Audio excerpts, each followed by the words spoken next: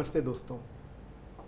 सक्षम यात्रा के इस अंश में मैं अजय गुप्ता आप सभी का हार्दिक स्वागत करता हूँ। सक्षम होने की यात्रा बेहद मुश्किल होती है, लेकिन उससे भी ज़्यादा मुश्किल होता है वह हौसला कायम रखना, वो लगन बनाए रखना जिससे उस यात्रा को सफल बनाया जा सकता है। आप यकीन करें या ना करें, लेकिन हम सब कुछ मायनों में सक्षम हैं। हम सब ने अपने अपने जीवन में ऐसा कुछ पाया है, ऐसा कुछ खोया है, ऐसा कुछ किया है जिससे ये मामूली और सामान्य ना होकर हम सक्षम व्यक्ति के तौर पर उभर कर आए हैं। लेकिन हमारे लिए उस पड़ाव तक पहुंचना और उस पड़ाव को पार करना एक बहुत बड़ी बात है। इसी बात पर मुझे एक शेर याद आता है। उसके अल्फाज कुछ इस तरह से हैं, दर्द सबके एक हैं मगर हौसले सबके अलग हैं। कोई हताश होकर बिखर गया, कोई संघर्ष करके निखर गया। आज मैं आपको जिस मशहूर अदाकारा से मिलवाने के लिए लेकर आया हूँ, उनके बारे में थोड़ा सा बताता हूँ। 16 साल की उम्र में ही उन्होंने मिस यंग इंडिया का खिताब जीतकर यश चोपड़ा जी के साथ अपनी पहली फिल्म साइन कर ली थी।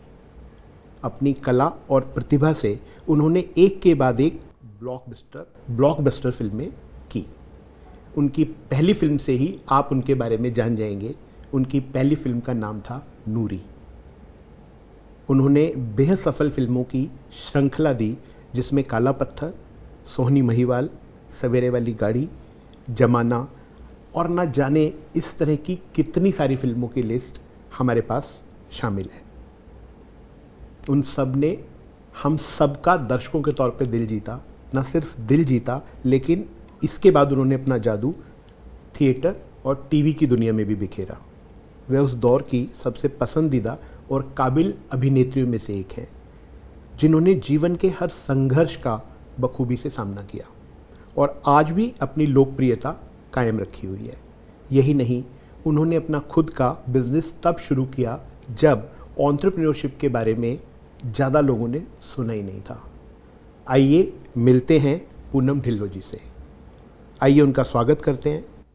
मुझे पूरी आशा है कि सक्षम यात्रा के इस इंटरव्यू के माध्यम से आप सक्षमता के कई अलग अलग रूपों में जान पाएंगे। पूनम जी, आपका स्वागत है। नमस्ते, thank you so much Ajay ji, आपने इतनी खूबसूरत इंट्रोडक्शन दी। I am really thankful and grateful for that. Thank you ma'am. Introduction तो और भी कुछ ज़्यादा थी मैम, पर समय की पाबंदियाँ हमें रोके हैं कि हम आगे बढ़ें।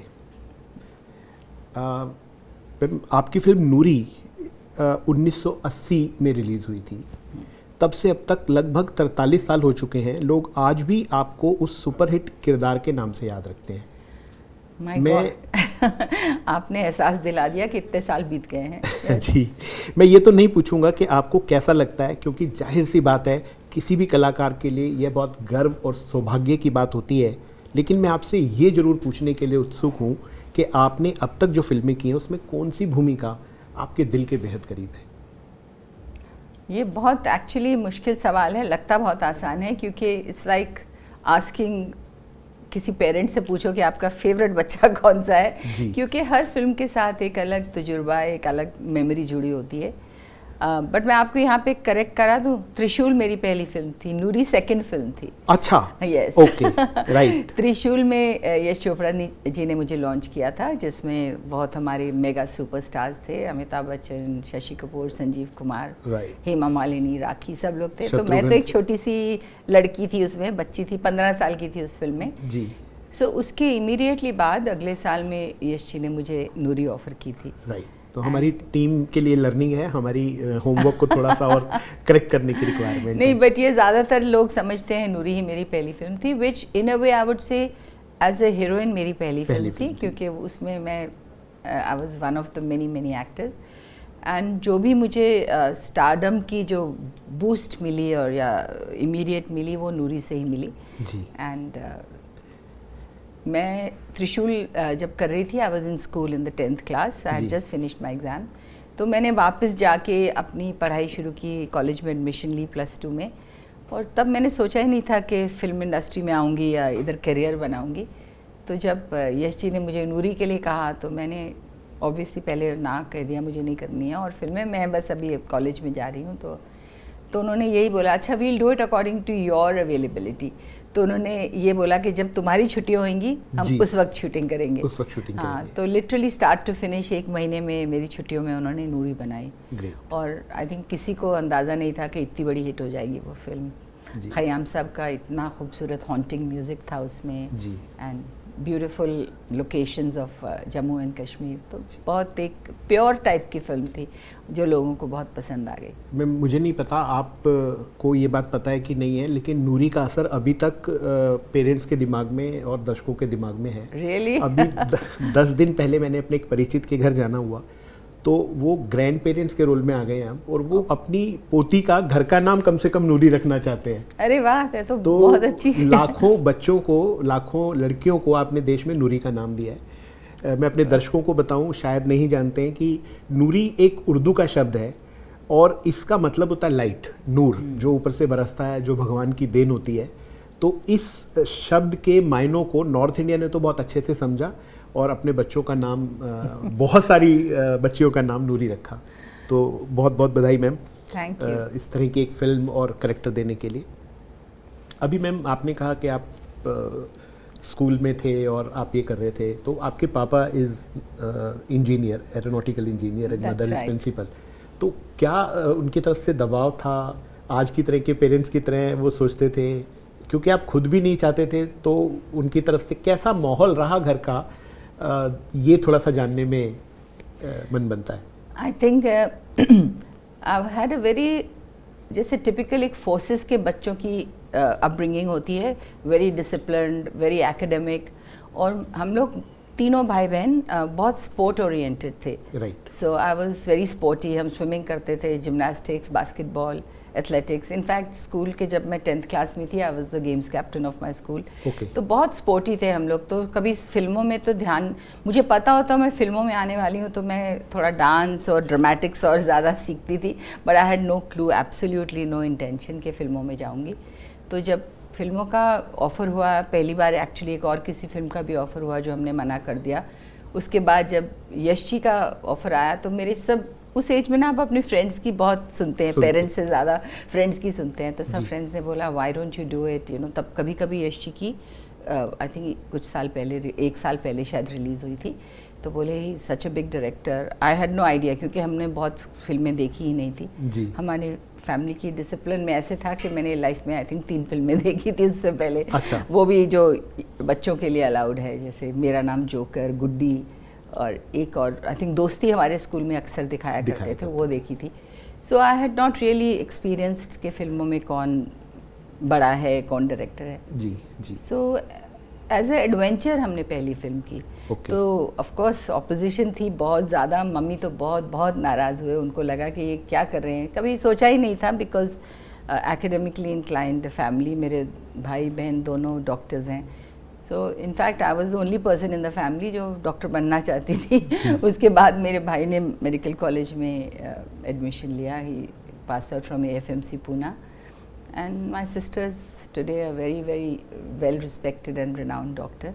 सो मैं एक अलग ही लाइन पे चल पड़ी, तो थोड़ा शौक तो लगा ही फैमिली को बहुत। But today they realise that इतनी डिसरेप्यूटेबल लाइन नहीं है जो उस वक्त इंडस्ट्री की एक रेप्यूटेशन थी।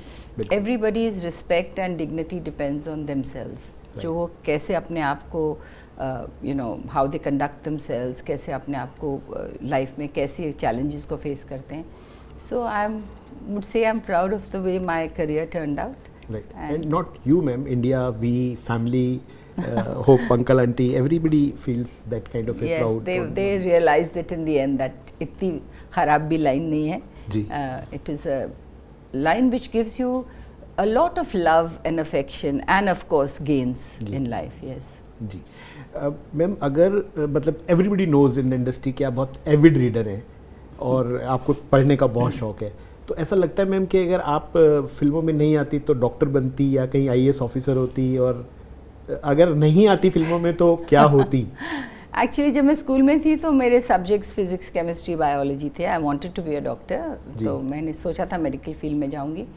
बट जब मैंने फिल्में ज्वाइन की तो भी मैंने ये सोचा नहीं था कि आई विल नॉट स्टडी। मैंने पढ़ाई का तो कंटिन्यू ही सोचा था। तो 10th के बाद आई said okay I change my subjects because north India में जैसे शायद आप सब लोग जानते होंगे UPSC एग्ज़ाम देना एक बहुत बिल्कुल। So my next thought was because by then my elder brother had joined medical college और उसने बहुत एडवाइस किया not to send me to a medical college. He told mama don't send her, it's really tough and this that. तो फिर I decided to go in for the IFS। मुझे foreign service में interest था। ये लगभग सभी doctors ऐसे करते हैं। My daughter is a doctor her self, और अभी वो बोलती है कि डॉक्टर नहीं बनना और किसी को। आज से मेरी बहन डॉक्टर है, तो उसका जो बेटा है he is just finished his MD this month only. पर उनकी जो बेटी है जो एल्डर थी उसको उन्होंने कहा don't study medicine, you do. It's very very tough life. It's लोग समझते हैं डॉक्टर्स आर जस्ट ऐसे ही बन जाते हैं। It's 10 years of rigorous studying day in and day out। उसके बाद हर रोज़ एक नया चैलेंज होता है डॉक्टर्स के लिए। इट्स मैं तो सिर्फ ये कहूँगी कि people should really respect how much the doctors work hard to reach where they are. और मुझे अक्सर ये एक सुनाई देता है वो डॉक्टर ना पता है 1000 रुपये चार्ज किए उसने। मैंने कहा आप ब्यूटी पार्लर में जाते हो ब्लो ड्राई के लिए 1000 रुपये दे आते हो। बिल्कुल।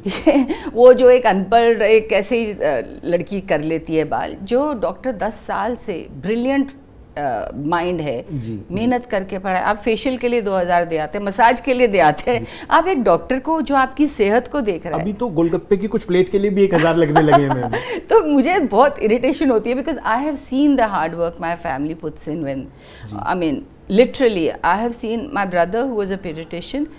वो हम लोग पूरे संडे को फैमिली तैयार है पिकनिक जाने के लिए, and suddenly one patient comes, he will say I have to go, this child needs मी।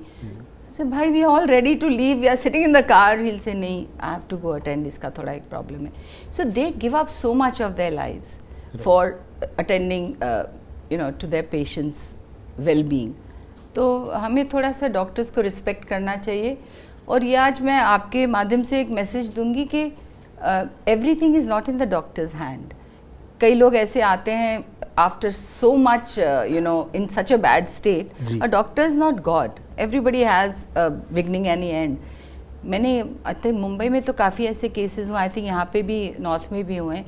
किसी पेशेंट के साथ अगर ऐसा हो जाए तो doctor can't save the patient, they have burnt the hospital, they have attacked the doctor, which is so awful, which is so awful. So this is my one message, respect and admire your doctor because वो वैसे ही doctors नहीं बने हैं, बहुत मेहनत के साथ बने हैं। बिल्कुल। मैम हम यहाँ तक पहुँचे हैं तो मैं ज़रूर ऐड करता हूँ, माई डॉटर लेफ्ट अप, क्योंकि उन्हीं दिनों में कलकत्ता में डॉक्टर्स की बहुत ज़्यादा पिटाई हुई थी और उनके साथ बहुत दुर्व्यवहार हुआ था। तो she take it so badly कि पापा हम लोग 20 घंटे काम करते हैं, मेडिसिन में रहने की वजह से हमारे बाल उड़ जाते हैं, हमारा खाना पीना सब लाइफ पैटर्न डिस्टर्ब हो जाता है। Absolutely. और एक छोटे से केस में जैसा अभी आपने कहा कि जब हम उनके लिए काम नहीं कर पाते हैं, रिजल्ट नहीं आ पाते हैं, क्योंकि we are not God, and of the day we are doing our responsibility and job. तो ये बिल्कुल गलत बात है और ये पूनम जी का मैसेज हम जरूर इस माध्यम से पूरे देश के लोगों तक पहुँचाएंगे कि डॉक्टर होना एक बड़े गर्व की बात है। आप प्लीज़ उनकी रिस्पेक्ट कीजिए। मैम कुछ ऐसे लाइफ स्किल्स आप बताना चाहेंगे जो पेरेंट्स ने आपको सिखा दिए थे, बहुत समय से सिखा दिए थे? वेल आई थिंक आधे लाइफ स्किल्स तो आप जब आप स्पोर्ट्स में हिस्सा लेते हैं आप वैसे ही सीख जाते हैं, बिकॉज स्पोर्ट्समैन स्पिरिट लाइफ में हर फील्ड में चाहिए होती है, because everybody can't be number one. We have to teach our children कि अगर आप अपनी पूरी मेहनत करें दैट इज इम्पॉर्टेंट, नॉट कि आप नंबर वन आए हर चीज़ में। Everybody cannot be number one. बिल्कुल। So being hard working, putting in your best is more important than just being the number one. I think ये हर पेरेंट को भी ध्यान में रखना चाहिए, because my parents always told me this, that I can see that you are working very hard. और we were 3 children, all were very bright academically, but फिर भी सबके marks exact equal नहीं होते, and not to also अपने बच्चों को उसने ऐसे किया कंपेयर नहीं करना चाहिए। कंपैरिजन से काफ़ी एक कॉम्प्लेक्स आ जाता है बच्चों को, I think. So that is make each child feel proud of his individual trait. सब बच्चे में अलग अलग हुनर होते हैं, कोई आर्ट में अच्छा है, कोई सिंगिंग में अच्छा है, कोई डांस में अच्छा है, कोई स्पोर्ट्स में अच्छा है। So everybody is not expected to be perfect in everything. जी मैं ऐसा कहना चाहूँगा कि अभी अभी जिनको आपने सुना ये मदर पूनम ढिल्लों थी। पूनम जी 2 बच्चों की मम्मी हैं बेटे का नाम अनमोल है, बिटिया का नाम पलोमा है. They are also preparing for film industry में. That's absolutely. In fact, मेरी बेटी की फिल्म अभी जल्द आने वाली है, तो I think it's a good time to let people know. Please. Because हर फिल्म इज, इसका भी टीजर इस हफ्ते में आ रहा है बाहर. It's called Dono. Okay. It's Rajshri production Right. And 2 newcomers हैं उसमें, Rajveer Deol and Paloma. So बहुत प्यारी सी क्लीन राजश्री की फिल्म है, बट आज के युवा की कहानी है. जी. You know how they come to terms with growing up, जो इश्यूज होते हैं, breaking up and falling in love and all those things, and Right. it's a very beautiful and lovely music. तो यंगस्टर्स देखेंगे उस film को और पसंद करेंगे तो फिल्म ऑटोमेटिकली बड़ी हिट हो जाती है. मे बी बिलीव कि ऐसा ज़रूर होगा. और मैं बहुत सारे दर्शक शायद अभी मैम क्या हो गया है कि जो दर्शकों की रेंज हो गई है उसको भी हमें गेज करना पड़ता है कि आपको 12 से 22 वाले देखेंगे, 18 से 28 वाले देखेंगे. मैं अपने बिल्कुल नए दर्शकों के लिए बता दूं जो क्या जेन वाई बोल रहे हैं. हाँ. कि एक ज़माने में राजश्री प्रोडक्शन से फिल्म आना मतलब इससे ऊपर कुछ नहीं होता था. फिर एक ज़माने में यश जी के साथ फिल्म करना मतलब इससे ऊपर कुछ नहीं होता था. फिर एक ज़माने में करण जौहर के साथ फिल्म करना मतलब इससे ऊपर कुछ नहीं होता था. I am right ma'am? हाँ, और एक बैनर आप भूल गए हैं जिसने मेरे बेटे को लॉन्च किया था, Sanjay Leela Bhansali. Sanjay Leela Bhansali. He was actually launched by Sanjay Leela Bhansali, पर उनकी फिल्म लॉकडाउन के टाइम पे कंप्लीट हो के OTT थिएटर्स बंद थे, तो दैट वाज अनफॉर्चुनेट. बट बड़ी क्यूट सी प्यारी सी फिल्म है वो भी. It was called Tuesdays and Fridays. Netflix पे आप देख सकते हैं उसको. And Anmol is also very hard working, very, सब उसे देख के पहला लुक ही लगता है कि he should be hero material. जिसको नहीं पता है, he is a very good. Both my kids, touch wood, I am blessed, are very good children. So nice of you ma'am. Thank you ma'am. इससे थोड़ा सा आपको दोबारा से ग्लैमर की तरफ ले चलते हैं. राजेश खन्ना जी ने एक शूटिंग के दौरान आपकी आंखों की तारीफ की थी. Oh my God. कुछ किस्सा क्या था मैम? अगर पता लगेगा आपकी तरफ से तो थोड़ा अच्छा लगेगा सुनने वालों को. ओह माय गॉड, ये तो इतना पुराना किस्सा है. मैं स्कूल में थी तभी, आई थिंक 8th स्टैंडर्ड में थी. एंड जैसे स्मॉल टाउन लाइक चंडीगढ़ में जब कोई शूटिंग हो रही होती है तो पूरे शहर में हंगामा हो जाता है. शूटिंग हो रही है और वो BR चोपड़ा जी की एक फिल्म थी. जी. And with all my friends हम लोग शूटिंग देखने तो नहीं जा पाए, पर हमने कहा चलो होटल जहाँ पे रह रहे हैं वो उनको मिल के आते हैं. And Rajesh Khanna and some friends, I don't know कौन थे उस वक्त, तो शायद अब मैं उनको जानती हूँ, that time I didn't no. सब बैठे हुए थे गार्डन में. सो हम लोग सब स्कूल यूनिफॉर्म में, स्कूल से स्कूल जब ख़त्म हुआ उसके बाद वहाँ गए. So he just called me from the crowd like this, and I was kind of very nervous. I went there and he says, you've got beautiful eyes, I must say, you know, in very Rajesh Khanna style. जी. Of course, I was extremely embarrassed कि कैसे सबके सामने ऐसा बोला, but मैं समझी भूल गए होंगे. About 4 years later, I think, when I finally हमने फिल्में ज्वाइन की और काका जी के साथ मैंने एक फिल्म की Red Rose. He says he remembers that. जो मैंने कहा हो ही नहीं सकता, आप ऐसा ही बोल रहे हैं. इसे नहीं, मुझे याद है. जी. सो ऑफ कोर्स उसके बाद हमने काफ़ी फिल्में की काका जी के साथ. I did Red Rose, then Nishan, then I did Dard, then I did Zamana, और काफ़ी फिल्में की काका जी के साथ. ही वाज ऑफ कोर्स, जब मैंने पहली फिल्म की I was very nervous because तब तक हमें थोड़ी समझ आ गई थी कि सुपरस्टार टर्म क्या होता है. बिल्कुल. Rajesh Khanna the superstar, but he behaved so protective, so nice. He helped me so much, क्योंकि एक बहुत मुश्किल रोल था रेड रोज़ का, about a women who is married to a psycho, kind of a psychological killer. And वो कैसे मुझे डर दिखाना, कैसे रोना, I didn't know any of those things. I was so young. So he helped me a lot and I have very very fond memories of काका जी, राजेश खन्ना जी. जी ma'am, आपने vanity van को इंट्रोड्यूस किया फिल्म इंडस्ट्री में. कैसे idea आया आपको? क्यों लगा कि इसकी रिक्वायरमेंट है? सालों साल से हम लोग आउटडोर शूटिंग करते थे और सिस्टम यही था कि धूप में है, ऑफ कोर्स एक छाता रख लेते थे या कुछ होता था, but often we have to change clothes, get from one costume to another. Outdoor shooting में खास तौर पे. स्टूडियो में तो मेकअप रूम्स होते हैं, बट बाहर तो कोई रूम का इंतज़ाम नहीं होता था. दूर दूर तक कोई घर नहीं होते थे, तो हाउ टू चेंज. तो हमारी हेयर ड्रेसर वगैरह एक दुपट्टा चद्दर ऐसा कुछ पकड़ के उसके पीछे चेंज करना, एंड खाना भी खाना पब्लिक के सामने, भीड़ है सारी, धूल उड़ रही है, उधर हम बैठ के टेबल पे खा रहे हैं, सब लोग देख रहे हैं। We used to feel like जैसे मंकी होता है जू में खा रहा है वो सब लोग देख रहे हैं। So I used to find कि ये तो सही नहीं लगता है, डिस्कम्फर्ट होता था। और बाय चांस हम लोग बाहर भी ट्रैवल करते थे, I used to go to America quite often, और हमारे कुछ फ्रेंड्स वहाँ फिल्में बनाते थे। उनकी शूटिंग्स में इतनी बड़ी बड़ी वैन्स आती थी, वहाँ पे कैरावैन टाइप रखते थे। इंडिया में तो हमें परमिशन नहीं मिली वो बनाने के लिए। तो वी यूज्ड टू सी कि उनके पास बड़े बड़े बेडरूम्स जैसे है, फ्रिज है, ड्राइंग रूम जैसा कमरे हैं, आर्टिस्ट वहाँ बैठते थे, शॉट के लिए बुलाते थे। कहीं ये इंडिया में क्यों नहीं है हमारे?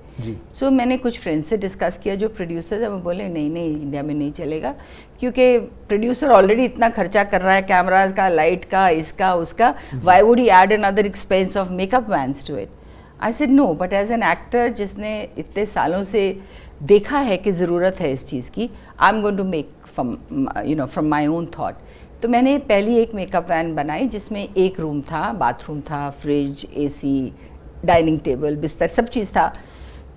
तो उसके बाद मुझे लगा कि प्रोड्यूसर को अगर इतने खर्चे में 2 रूम्स मिल जाए तो बेटर है, हीरो और हीरोइन दोनों के लिए। Then my second makeup van I made with 2 rooms, and slowly everybody started calling for it.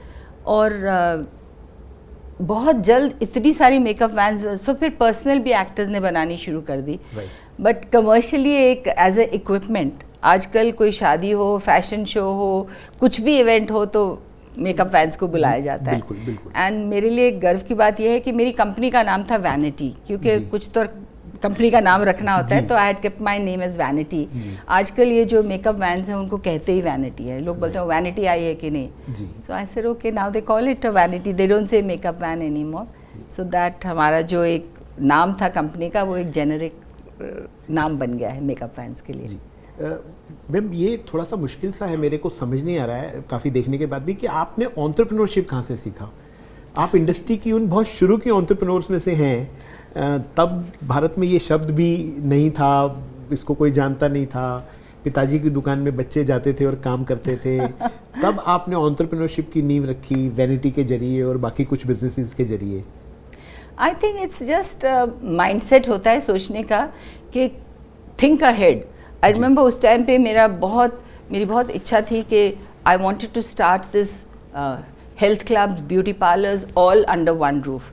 मैंने पूरा उस प्रोजेक्ट पे काम भी किया। तब ये जिम्स वगैरह इतने फैशन में भी नहीं थे, और इतनी जो ब्यूटी की आजकल तो हर जगह ट्रीटमेंट्स और ये और स्किन का, I had worked on the whole project.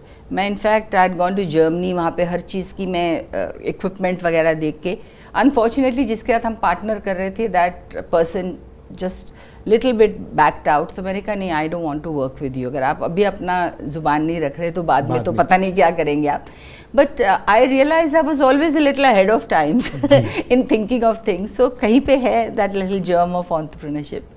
Right. और अभी भी कुछ बिजनेसेस आप करते हैं मैम, देखते हैं? कुछ करते रहते, कुछ तो करते रहेंगे। I have to always keep busy, and because I think idle mind बिल्कुल नहीं होना चाहिए, एंड रिटायरमेंट भी कोई चीज़ नहीं होनी चाहिए, काम करते रहना चाहिए। So that is my advice to everybody. आप हाउसवाइफ हैं या कुछ भी हैं, जब आपके पास वक्त होता है, don't be idle, do something. कोई भी आप में हुनर है, try and work on that. So encourage your parents, students जो देख रहे हैं। इनफैक्ट कुछ 2-3 दिन पहले I had gone for an exhibition and I saw कि कितनी हाउसवाइफ्स हैं जो अपने होम ग्रोन टैलेंट, जैसे उनके पास कईयों ने ब्यूटी प्रोडक्ट्स बनाए, कईयों ने सोप्स बनाए, कईयों ने हेयर ऑयल्स बनाए, सब ऑर्गेनिक चीज़ें घर पे बना रहे हैं। And now they have learned how to market it with Instagram, with Facebook, all that. So many businesses have got an opportunity. लेकिन अभी बिजनेसेस को कामयाब करना थोड़ा आसान हो गया है I know. With the media, लेकिन जिस वक्त आपने किया उस वक्त वो सच बहुत में मुश्किल था। जी, marketing was a very big challenge. Yes जी। मैम आपकी कैरियर की टाइमलाइन और उसकी सक्सेस से ये बहुत एविडेंट है कि आपने समय के अनुरूप अपने आप को बदला है। बहुत जल्दी आप में बदलाव आया है। आपने इंडस्ट्रीज़ में और समय में और फिल्मों में होने वाले बदलाव को बहुत जल्दी समझा है और स्वीकारा है। आपको सबसे ज़्यादा मज़ा किस में आता है? मतलब ऑफ कोर्स एक्टिंग में भी आप फिल्मों में हैं, वेब सीरीज कर रही हैं, टीवी कर रही हैं, एंटरप्रेन्योर के रोल में हैं, कुकिंग भी आप अच्छी करते हैं, एक इंडस्ट्री आपको एक सक्सेसफुल मदर के तौर पे भी जानती है, तो सबसे ज़्यादा मज़ा पेरेंटिंग के अलावा किस में आता है? सी, पेरेंटिंग तो एक ऑनगोइंग प्रोसेस है। तो जब when the children were very small, तो मैंने एक डेलिबरेटली स्टेप बैक लिया, बिकॉज पीपल वुड से अरे आप छोड़ेंगे तो फिर कैसे वापस आएंगे। मैंने कहा नहीं, see career I can always start. अभी मैं बहुत 100 फिल्में कर चुकी हूँ एज हीरोइन जी, but my kids will never be this age again, 1 साल के 2 साल के, that growing year, so I wanted to be around at that time. And जब वो थोड़े बड़े हुए, 7-8 साल के, फुल टाइम स्कूल पे जा रहे थे, then they only encouraged me कि mom now you should do some work because सारा दिन घर पे बैठ के एज अ मदर, बच्चे स्कूल पे गए हैं, so I started my work again. But मैंने अपने हिसाब से ये सोचा कि फिल्में करूँगी तो अभी फिर आउटडोर शूटिंग्स होंगी 10-10 दिन बाहर, that I didn't want to do. So मैंने टेलीविज़न में एक पहला सीरियल को एक्सेप्ट किया कॉल अंदाज, एंड एवरीबडी एडवाइज मी कि तुम टीवी मत करो, टीवी तो you know it immediately says कि आपका करियर ओवर है, इसलिए आप टेलीविजन कर रहे हैं। ऐसे नहीं, मुझे आज यही सूट करता है कि I will work according to my 7-8 hours in the day, और मुंबई में ही, बॉम्बे में ही, जहाँ आसपास घर के शूटिंग करूँगी। So I had to see what suited my lifestyle. So मैंने टेलीविज़न किया, और उसके बाद देखा कि सब लोग, चाहे मिस्टर बच्चन हो, कौन बनेगा करोड़पति से लेके यू नो सारे एक्टर्स, शाहरुख खान, सबने फिर टीवी किया। So I think it's always been a system which I have seen कि एक हिम्मत करके I have done something, and then after I did television, फिर हमें कुछ थिएटर के ऑफर आए। फर्स्ट आज से नहीं है थिएटर, नहीं, मुझे में इतनी हिम्मत नहीं है, लाइव मतलब 90 पेजेस का स्क्रिप्ट कैसे याद करेंगे। यहाँ फिल्मों में हमें 2-2 पेज के सीन देते हैं, हमें लगता है बहुत बड़ा सीन है, ये कैसे याद करेंगे। And in theatre you have to know the whole script by heart. So बहुत हिम्मत करके मैंने अपना पहला प्ले किया था call the perfect husband, and इतना उसमें लोगों ने अप्रिशिएट किया और इतनी सक्सेस मिली, and it was such a enjoyable experience कि उसके बाद मैंने कुछ 3-4 प्लेज और किए हैं which I have enjoyed. So what I have learned is कि जो कुछ भी करें, कोशिश करें कि उसे एंजॉय करें, और once you have taken the step then might as well be fully sincere to it. तो वेब सीरीज़ ऑफ कोर्स अभी एक नया एक्सपीरियंस है जो मैंने अभी आई थिंक कुछ महीने पहले एक वेब सीरीज़ हमारा आया था हॉटस्टार डिज्नी में, दिल बेकरार उसका नाम था। But it's always been fun, do whatever which is good. अपनी तरफ से तो आदमी बेस्ट ही करता है ना, उसके बाद उसका सक्सेस फेलियर हमारे हाथ में नहीं है, but I have enjoyed it. जी, मैं अपने दर्शकों को बता दूं कि जब 10th और 12th बच्चे कर रहे थे तो मैम MBA की पढ़ाई कर रही थी। मैम के पास 2 ऑनरेरी डॉक्टरेट डिग्री हैं, और मैम कुकिंग भी बहुत अच्छा करती हैं। ओह माय गॉड, अभी आप कहूँगी आपकी रिसर्च टीम ने बहुत अच्छी रिसर्च अच्छा चलिए, वो पास हो गए जी, थैंक यू। मैम क्या अच्छा कुक कर लेती हैं आप? मैं थोड़ा सा बताता हूँ मैम, मैं भी बहुत अच्छा कुक कर लेता हूँ। तो मैंने अपनी वाइफ को, बच्चों को, सबको कुकिंग सिखाई धीरे धीरे। आई केम फ्रॉम ए हलवाई बैकग्राउंड, तो जब भी कुकिंग की बात आती है तो मेरा बड़ा पर्सनल सा इंटरेस्ट हो जाता है उसमें। तो मुझे लगा मैम से पूछते हैं, मैम अच्छा क्या बना लेती हैं? एक्चुअली ये मेरी क्यूरोसिटी या जर्नी शुरू हुई कुकिंग में बहुत साल पहले। बाहर जाके खाने का सबको शौक होता है, I would go to all the restaurants, और हर रेस्टोरेंट में कोई खासियत होती है, कहीं की पनीर बहुत अच्छी है, तो कहीं की, जैसे हम मौर्य में जाते थे वहाँ की काली दाल बहुत अच्छी होती है। तो हर जगह जाके मैं पूछती ये कैसे बनाया आपने, and you know with all our I would say respect and love which people give us, वो ज़्यादातर शेफ़ आके हमें खुद बता देते थे कैसे बनाना है। तो मैंने एक अपना पहला शो शुरू किया था टीवी के लिए called the restaurant show. Okay. I called it the restaurant show because उसमें हम इंडिया के टॉप रेस्टोरेंट्स में जाके, तब चाइना गार्डन एक बहुत बॉम्बे का पॉपुलर था, खाइबर एक पॉपुलर था, यहाँ पे एक आपका ऑफ कोर्स बुखारा था और ओबरॉय में देयर वर डिफरेंट रेस्टोरेंट्स। तो हम सबके शेफ से जाके उनके रेसिपीज सीखते थे, and we used to share with the people. So that show became really popular on Doordarshan. उस टाइम पे तो इतने चैनल्स थे नहीं। So I got very interested in learning how to cook and sharing the recipes with people. तो उसके बाद मैंने एक और भी शो किया था called the चुस्त दुरुस्त शो, Right. तो उसमें हेल्थ एंड फूड दोनों की कॉम्बिनेशन होती थी. जी. So that was also very knowledgeable. मुझे लगता है एक नॉलेज बेस्ड शो होना जिसमें कुछ सीखें. So that show was very much based on women's health, कि कैसे कैसे लेडीज़ की वेरियस हेल्थ इश्यूज. बिकॉज हमारा मानना था कि एक औरत फैमिली की हेल्थ के लिए काफ़ी हद तक जिम्मेदार होती है, चाहे वो अपने बच्चों की हो, चाहे हस्बैंड की हो, चाहे इन लॉज की हो, सबको थोड़ा सा कंट्रोल कर सकती हैं. So that show was very knowledgeable, gave lot of knowledge to people. And फिर कोविड के वक्त तो घर बैठे थे तो ज़बरदस्ती कुकिंग भी कर लेते थे. तो on Instagram I used to cook and I used to share with lot of my viewers. तो उसमें लोगों को बहुत मज़ा आता था. Then I get feedback from my friends कि तुम्हारे वो चने रेसिपी मैंने ट्राई की, तुम्हारा ये वाला पालक का ये ट्राई किया, चिकन का ये ट्राई किया. So I enjoyed, you know that. वो सवाल फिर से रह गया मैम, आप सबसे अच्छा या बहुत अच्छे में क्या बना लेते हैं? बहुत अच्छे में तो कुछ नहीं बना लेती, सब कुछ बना लेती हूँ. But I think one of my favourite recipes जो मेरे फ्रेंड्स अक्सर मांगते हैं मुझसे इज़ भुट्टा करी. जी. जो मैंने अभी तक अपनी इंस्टाग्राम पे दिखाई नहीं है. I will. आजकल भुट्टे का मतलब जिसे हम भुट्टा बोलते हैं, यहाँ पे छल्ली बोलते हैं, छल्ली भी बोलते हैं, भुट्टा भी बोलते हैं. भुट्टा करी. So I am going to actually, आपने आज बोला है तो मुझे ध्यान आया, I must share that with them. क्योंकि मेरी फ्रेंड्स अलग अलग आके मुझसे पूछते हैं we had that at your house, वो सिखाओ ना कैसे बनाया था. So I am. जब आप भुट्टा करी की रेसिपी डालेंगे मैम तो एक वीक बाद मैं आपको कॉपी करके सेम रेसिपी डालूंगा. मुझसे अच्छा बना के बताएंगे. आपकी रेसिपी को कॉपी करके डालेंगे आपसे सीख के. हम सक्षमता के अलग अलग मायने समझते हैं. सक्षमता का मायने ये भी है कि किसी भी तरीके से हम समाज के लिए और देश के लिए काम करें.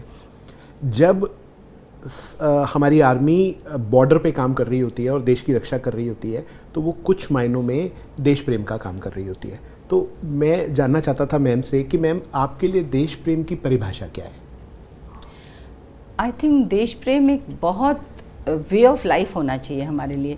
फर्स्टली तो अपने कंट्री में प्राइड होनी चाहिए. Proud to be an Indian is very important. और जब आप कुछ भी चीज़ अपने गर्व से करते हैं कि मुझे गर्व है इस बात पे, तो आप हमेशा उसकी अच्छाई के लिए सोचेंगे. तो एज इंडियंस आई थिंक हमें ये देखना चाहिए कि मैंने अक्सर देखा है हमारे भारतीय लोग बाहर जाते हैं, उनका व्यवहार अलग से होता है. How they treat you know public चीज़ें जो होती हैं, अपना सफाई कैसे रखते हैं, बिहेवियर कैसे रखते हैं. इंडिया के उनका बिहेवियर कुछ अलग हो जाता है. तो आई थिंक ख़ासतौर पे आजकल हमने देखा है हमारे प्रधानमंत्री ने ये स्वच्छ भारत का जो लोगों तक एक ध्यान डाला है कि भाई सफाई रखिए, अपने घर में ही मत रखिए, घर से बाहर भी रखिए, हर जगह रखिए. I think in every way be proud to be Indian, be proud of your country. तो जब आपको प्राइड है तो आप ऑटोमेटिकली अपने देश का ख्याल रखेंगे, अपने इमीडिएट घर से बाहर निकल के भी हर चीज़ का ख्याल रखेंगे. And respect for every Indian is very important, irrespective of differences of every kind. जी मैम, मैं बिल्कुल आखिरी के एक दो सवालों में हूँ. इसे मेरा निजी सवाल भी कहा जा सकता है. Since very long time I am on wheel chair and जब मैं 9 महीने का था तब मुझे पोलियो हो गया था. तो बहुत देर से हम ये रियलाइज़ कर पाते हैं कि हमारा एजुकेशन सिस्टम एक इंक्लूसिव समाज की रचना नहीं कर रहा है. उन लोगों को साथ लेकर नहीं चलने की बात कर रहे हैं जो लोग सोसाइटी में किसी भी वजह से थोड़ा पीछे रह गए हैं. अभी जैसे आपने मोदी जी का नाम लिया तो श्री नरेंद्र मोदी जी के आने के बाद हम पर्सन्स विद डिसेबिलिटी के नाम से पहचाने जा रहे हैं. तो यहाँ पर इसको एक पर्सनल निजी सवाल भी कहा जा सकता है.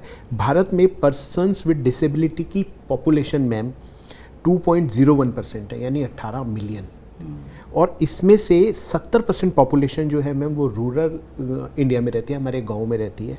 और 30% जो है वो अर्बन एरियाज़ में रहती है.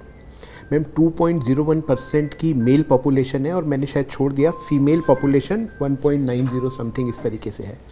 आज भी हमारे समाज में किसी तरह की डिसेबिलिटी का होना एक टैबू है. हम अपने उन बच्चों को घरों में बंद कर देते हैं जो किसी भी तरह की डिसेबिलिटी से जूझ रहे हैं.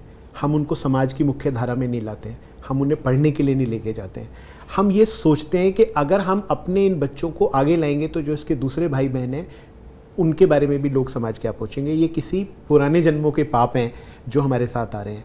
मैंने बच्चों को, ऐसे बच्चों को घरों में बेड़ियों में बंधे हुए देखा है मैम.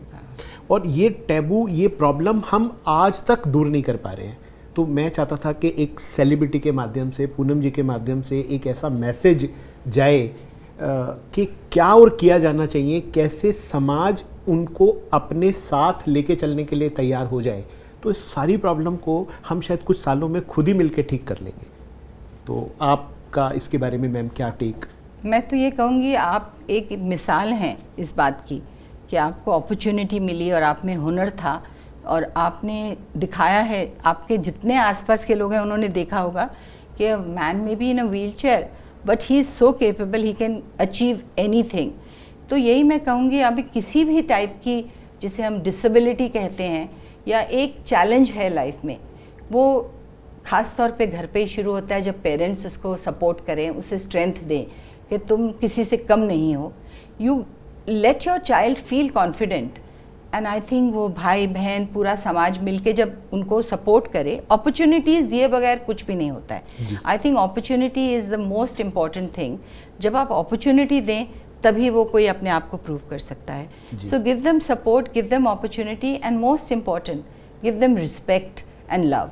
क्योंकि आप एक इंडिविजुअल, अगर आप you are lucky and blessed कि आपको कोई इस तरह की प्रॉब्लम नहीं है, just count your blessings, don't think you're better than them, you're just slightly luckier than them। तो वो आपको जो लक भगवान ने दिया है किसी वक्त वो ले भी सकते हैं आपसे। तो this is something we should be grateful. अब सुबह उठ के हर रोज़ अब भगवान को हम शुक्र तो देना ही चाहिए कि we are blessed with so many things, but at the same time support your friends, family, anybody जिसमें थोड़ी सी कम आपसे ज़्यादा एबिलिटी है। But आजकल this science has helped us so much. Yes, ma'am. People who don't have their arms or legs are able to walk, run, take part in the best of sports, Yes, everything. जिसकी आंखें नहीं हैं उनको, तो मैं यहाँ पे मेरी ऑर्गन डोनेशन की प्ली भी डालूंगी, बिकॉज आई रियली बिलीव कि organ donation is very very important. और हम लोग, हमारे इंडिया में अभी तक वो उसकी इतनी लोगों को अवेयरनेस नहीं है।